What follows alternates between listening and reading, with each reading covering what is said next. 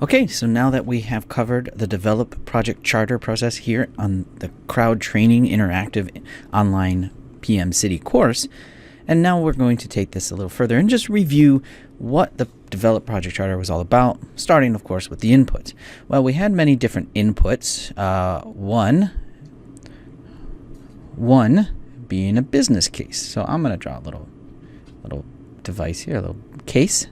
And so then we had a business case, a business reason, if you will, about why we should or should not be doing it, as well as various other business documents that could be of use, such things as maybe even our benefits management plan, things like why we would do it, what is the benefit of doing it, what would be the result of doing it, and how would it help the business as a whole. So I'll draw here's our business, how does this help us and benefit what we're trying to do and meet the strategy for the business and everything else. So various different business documents is our inputs, kind of our rationale, if you will, and our decisions. And then sometimes too, if they're coming from an external client, then we might have an agreement with those other outside people, maybe in the form of a contract, or we want a bid or something else that designated, we should have definitely a project here. And so internally we take this agreement and then we'll turn this into a project itself with the project charter. And of course, there are templates and policies and procedures and things like that we have within our organization. And those are organizational process assets. And we also just have a company culture, a way that we do things around here. And so that is a bunch of buildings because there are different departments, different styles of ways of doing everything. And those are enterprise environmental factors, the way and how we go about doing things.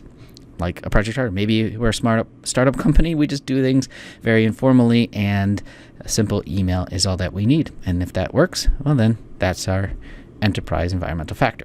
All right, so those are the inputs.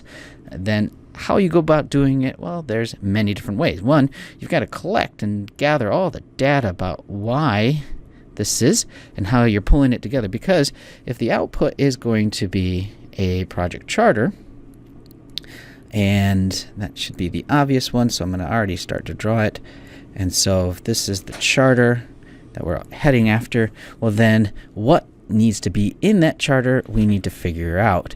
So, well, we're going to be conducting interviews and discussions and let's have some conversations, some focus groups maybe, some here I'll even draw a little microphone and we're going to be asking people what they think and point to you and what do you think and gather as much information as we can in order to get the information that we want and need and what needs to be part of this project charter. Also then, how you go about doing this, well, that takes some skills. So sometimes you have ability to have a good conversation with people and you can interact well. Sometimes it's best done through a certain other media like email or checklists, however you perform this data gathering. But it does take some interpersonal skills that will help you negotiate and fine-tune this project charter. Maybe it's your sponsor handling it. Maybe it's the executive steering committee that's trying to coordinate everything in the way that just the politics runs within your organization, which is, again, that enterprise environmental factor. So those skills of everyone involved, including the team, so those are just generally referred to as your interpersonal skills.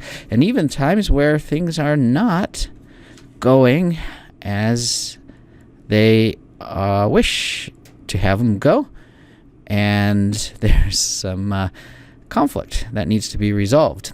That's one of those examples. All right. And then there's probably going to have to be meetings and discussions and conversations and presentations about what this is and how it should look and how you want things to go and the reasons and who you want to be the project manager on it. All those kind of things are going to happen. And then eventually we should get to the output. And the output, of course, then is the project charter.